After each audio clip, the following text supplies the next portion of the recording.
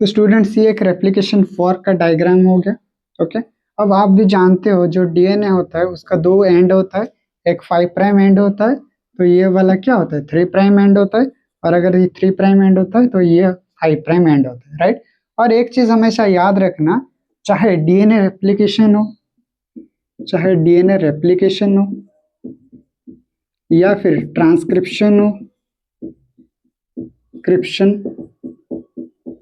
या फिर ट्रांसलेशन हो, इन तीनों का डायरेक्शन हमेशा आपको 5' से 3' देखने के लिए मिलता है। मतलब 5 से होके 3 प्राइम की ओर जाएगा। ओके, क्यों जाएगा? क्योंकि अगर आप इधर इधर अगर आप 5 नहीं लिखोगे, मान लो अगर आप इधर 3 लिख लेते हो, तो इधर क्या होगा, जो डीएनए का जो एंटी पैरेलल नेचर है वो टूट जाएगा। इसीलिए अगर 5 प्राइम है तो मतलब इधर आपको 3 प्राइम, अगर 3 है तो इधर आपको 5 प्राइम देखने के लिए मिलेगा। ओके, इतना हो गया। बाकी अब तक हमने क्या पढ़ा, जो रेप्लिकेशन बबल फॉर्मेशन हो, रेप्लिकेशन बबल में जो डबल स्टैंडर्ड था वो सिंगल स्टैंडर्ड में कन्वर्ट हो गया। अब जब सिंगल स्टैंडर्ड में कन्वर्ट हो गया, उसके ऊपर कुछ प्रोटीन्स ऐसे जुड़ जाते हैं, ऐसे कुछ प्रोटीन्स जुड़ जाते हैं। ये प्रोटीन्स को हम लोग क्या कहते हैं? ये जो प्रोटीन्स जुड़ जाते हैं, इस प्रोटीन को हम लोग एसएसबी प्रोटीन कहते हैं। एसएसबी प्रोटीन कहते हैं, एसएसबी प्रोटीन। और मैंने आपको ये बताया था, ये जो एसएसबी प्रोटीन रहता है इसका फंक्शन क्या है, ये जो सिंगल हुआ है इसको डबल नहीं करने देना है, इसका काम ये है, इसको फिर से डबल नहीं करने देना है। ये कौन करेगा? एसएसबी करेगा। और अगर आप एसएसबी देखोगे तो इसको 4 सब यूनिट रहता है। मतलब एसएसबी प्रोटीन जो है वो एक टेट्रामेरिक स्ट्रक्चर है, टेट्रामेरिक स्ट्रक्चर, राइट। इसका काम क्या है, जो डबल स्टैंडर्ड डीएनए है उसको, सॉरी जो सिंगल स्टैंडर्ड है उसको सिंगल स्टैंडर्ड में मेंटेन करके रखना है। अब नेक्स्ट एंजाइम हमारे पास आएगा जिसको हम लोग क्या कहते हैं, प्राइमर, जिसको हम लोग क्या कहते हैं, प्राइमर। तो प्राइमेज, तब क्या है, कौन सा एंजाइम आएगा, प्राइमेज। Okay, primase. और ये प्राइमेज क्या करेगा, एक इधर से एक प्राइमर फॉर्मेशन करेगा, जिसको हम लोग क्या कहते हैं, प्राइमर। ये प्राइमेज क्या करेगा, प्राइमर फॉर्मेशन करेगा। और प्राइमर को अगर आप देखोगे तो प्राइमर में एक 3 प्राइम एंड 5 प्राइम एंड होगा और एक 3 प्राइम एंड होगा, राइट। ये जो 3 प्राइम एंड है, 3 प्राइम एंड के पास इधर एक OH ग्रुप प्रेजेंट रहता है। आप पूछोगे कि कैसे 3 प्राइम एंड में OH ग्रुप प्रेजेंट रहता है, तो उसके जानने से पहले आपको पहले प्राइमर के बारे में 2-4 बातें लिखना पड़ेगा। Primer, it is not a protein, it is not a protein. ये कोई प्रोटीन नहीं है, पहली बात। तो प्रोटीन नहीं है तो क्या है, ये एक sequence of nucleotides, sequence of nucleotides, nucleotides. और प्राइमर का अगर आप नेचर देखोगे तो बेसिकली एक डीएनए नहीं होता है, ये एक आरएनए प्राइमर होता है। आरएनए कहने का मतलब है इसमें जो बेस होते हैं वो, जो इसमें जो बेस होता है वो राइबोस शुगर रहता है, इसीलिए हम इसको आरएनए नेचर कहते हैं। और इसीलिए हम लोग प्राइमर को रिमूव करते हैं, क्योंकि अगर प्राइमर रहेगा तो डीएनए आरएनए हाइब्रिड क्रिएट हो जाता है। तो अगर आप एक प्राइमर का सीक्वेंस पहले देखोगे तो उसमें आपको पता चल जाएगा कि कैसे 3 प्राइम OH ग्रुप रहता है। ओके, तो पहले आप इसको पॉज करके लिख लीजिएगा, मैं आपको बता देता हूँ कैसे 3 प्राइम एंड में OH ग्रुप रहता है। अब आप ध्यान से देखोगे, एक न्यूक्लियोटाइड में आपको 3 स्ट्रक्चर देखने के लिए मिलता है। एक शुगर रहता है और एक फॉस्फेट रहता है, राइट। इधर आपको एक नाइट्रोजनस बेस देखने के लिए मिलता है, ये वाला आपका शुगर रहता है। उसी हिसाब से दूसरा न्यूक्लियोटाइड अगर आप ड्रॉ करोगे तो उसमें भी एक शुगर रहेगा, इधर आपको एक क्या रहेगा, नाइट्रोजनस बेस रहेगा, जो कि प्यूरिन भी हो सकता है, पिरिमिडिन भी हो सकता है। इधर अगर आप ध्यान से देखोगे तो इधर आपको एक OH ग्रुप रहता है, इधर CH2 OP double bond, sorry ये सिंगल बॉन्ड रहता है, सिंगल बॉन्ड OH, ये डबल बॉन्ड O, ये रहता है OH। अगर आप इधर ध्यान से देखोगे तो इधर भी एक 3 प्राइम एंड में OH ग्रुप रहता है। काउंटिंग हमेशा इधर करते हैं 1 2 3 4 5, राइट, 4 5। इसी तरीके से आप इधर भी अगर काउंट करोगे तो 1 2 3 4 5, ठीक है, राइट। अब जब आप ध्यान से देखोगे ये OH OH रिमूव होके क्या हो जाएगा, वाटर मॉलिक्यूल रिमूव हो जाएगा, इधर से क्या रिमूव हो गया, वाटर मॉलिक्यूल रिमूव हो गया।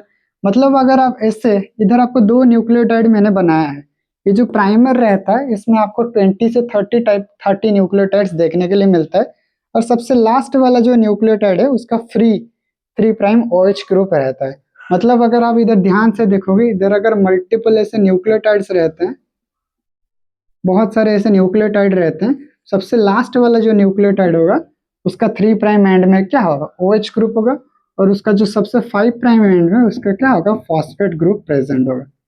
Okay, so this is the concept. Okay, next अब हम लोग देखेंगे ये जो प्राइमर फॉर्मेशन हो गया, प्राइमर का 3' OH अब कौन यूज करेगा, डीएनए पॉलीमरेज, तब जाके कौन आएगा, डीएनए पॉलीमरेज। अब एक एंजाइम आएगा जिसको हम लोग क्या कहते हैं, डीएनए पॉलीमरेज। ओके, जब डीएनए पॉलीमरेज आएगा तो ये जो थे ये थोड़ा थोड़ा रिमूव होना स्टार्ट हो जाएगा।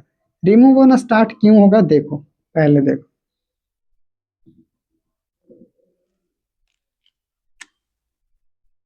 ऐसा एंजाइम है।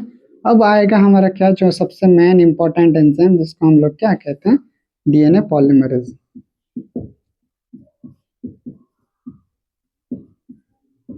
डीएनए पॉलीमरेज क्या करेगा, इधर अगर मान लो एडेनाइन है तो उसके सामने कौन लगाएगा, थाइमिन को लगाएगा।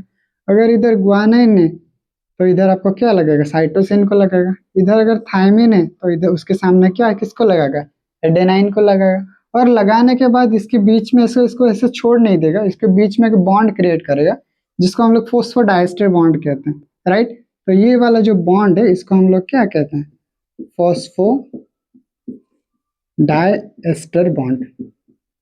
जो जो बॉन्ड अभी हमने देखे थे, जो OH और OH मिलके जो वाटर मॉलिक्यूल रिमूव हो रहा था, उसी को भी हम लोग फॉस्फोडाइएस्टर बॉन्ड कहते थे। ओके, तो बेसिकली सबसे पहला इंपॉर्टेंट काम क्या हुआ हमारा, रेप्लिकेशन। रेप्लिकेशन में पहले आपको जो डबल स्ट्रैंडेड था वो सिंगल स्ट्रैंड में कन्वर्ट हुआ, तब आया प्राइमेज एंजाइम। प्राइमेज एंजाइम क्या किया, एक आरएनए फॉर्म, एक प्राइमर फॉर्म किया, और प्राइमर के एंड में कौन रहा, 3' OH ग्रुप था, और उसी 3' OH को यूज करेगा कौन, डीएनए पॉलीमरेज। यूज करने के बाद वो चेक करेगा, इधर ए है तो मतलब उसके सामने टी लगाएगा, इधर जी है तो मतलब उसके सामने क्या लगाएगा, सी लगाएगा, इधर टी है उसके सामने क्या लगाएगा, ए लगाएगा। और एक इम्पॉर्टेंट चीज ये है, अगर आप ध्यान से देखोगे तो ये जो ऊपर वाला स्ट्रक्चर है, इधर आपको एक प्राइमर देखने के लिए मिल रहा है। इधर आप अगर ध्यान से देखोगे तो इधर आपको एक ही प्राइमर देखने के लिए मिल रहा है, इधर आपको एक ही प्राइमर देखने के लिए मिल रहा है। लेकिन आप अगर नीचे वाला स्ट्रैंड को देखने की कोशिश करोगे तो उसमें आपको मल्टीपल प्राइमर देखने के लिए मिलेगा। कैसे मल्टीपल प्राइमर्स, जैसे आप अगर ध्यान से देखोगे, इधर 5' है तो मतलब जो डीएनए उसका ऑपोजिट होना चाहिए, मतलब इधर एक प्राइमर पहले लगेगा तो वो सिंथेसाइज करेगा, मतलब इसका डायरेक्शन 5' से 3' होगा। अगर इतना ही है तो मतलब पूरा कंप्लीट नहीं हुआ, इसीलिए और एक प्राइमर इधर जुड़ेगा तो फिर से वो रेप्लिकेट करेगा, इधर और एक प्राइमर जुड़ेगा तो फिर ये रेप्लिकेट करेगा। ओके, सो मतलब कहने का मतलब ये है, अगर ऊपर वाला स्ट्रैंड को देखोगे तो उसमें आपको एक ही प्राइमर देखने के लिए मिल रहा है, लेकिन इधर आपको मल्टीपल प्राइमर्स देखने के लिए मिल रहा है। इसीलिए जो ऊपर वाला स्ट्रैंड होता है इसको हम लोग लीडिंग स्ट्रैंड कहते हैं, लीडिंग स्ट्रैंड। लीडिंग स्ट्रैंड कहते हैं क्योंकि लीडिंग स्ट्रैंड में आपको बस एक ही प्राइमर यूज होता है, सिंगल प्राइमर यूज होता है।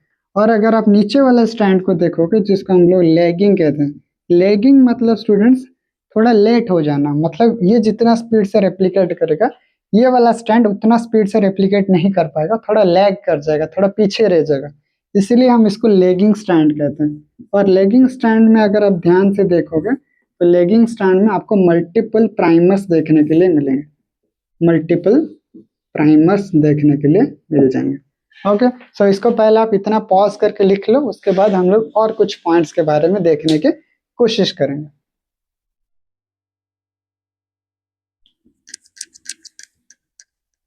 थोड़ा सा टेक्निकल चीज है इसलिए हम इसको थोड़ा सा ज्यादा कॉम्प्लेक्स नहीं कर रहे हैं, इसको आपको इजी वे में समझाने की कोशिश करें। ओके, तो पहले हम थोड़ा सा क्विक रिकैप कर लेते हैं। अब तक हमने क्या पढ़ा, अब तक हमने ये पढ़ा बैक्टीरिया के पास एक ऐसा न्यूक्लियोइड होता है। ओके, और ये न्यूक्लियोइड के बाद क्या होता है, न्यूक्लियोइड में एक ऐसा बबल्स लाइक का स्ट्रक्चर क्रिएट होता है जिसको हम लोग बोलते हैं रेप्लिकेशन बबल। और ये जो रेप्लिकेशन बबल से क्या होता है, आपका